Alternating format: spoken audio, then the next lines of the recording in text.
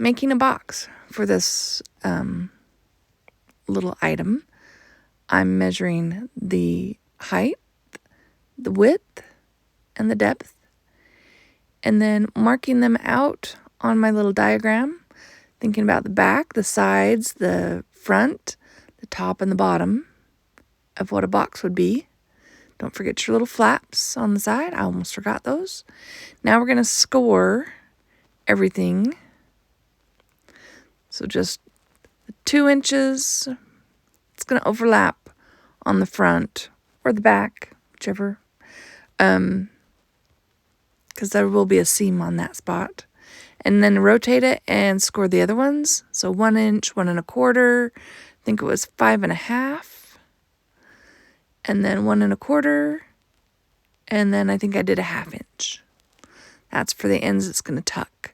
So I'm going to fold it so I can see my lines, or so hopefully you can see the lines really easily.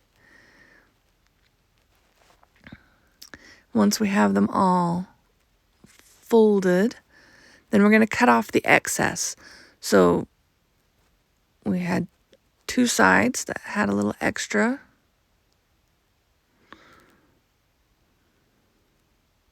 Okay, so now we have it. We just need to determine the areas that we're going to cut so we don't accidentally cut something we want.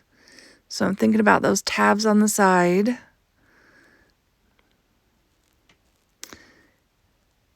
And we're just going to cut around everything. For those tabs, I do go in off screen and angle them just a little bit, because they're just going to fold kind of inside the box, and we don't want them to like catch on anything.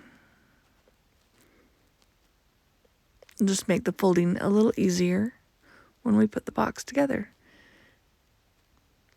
I was a little off screen. Sorry about that. But you can see it's angled a little bit. So round the top and the bottom so they'll go in really easily. And if you fold it this way when gluing, you should have a pretty square box. Just like that. There we go. And we're going to tuck in the bottom. And then looks like it fits. Let's put the object in. Yep, it fits. And we're just going to put a little sill on there and we're done. Simple as that. You made a box.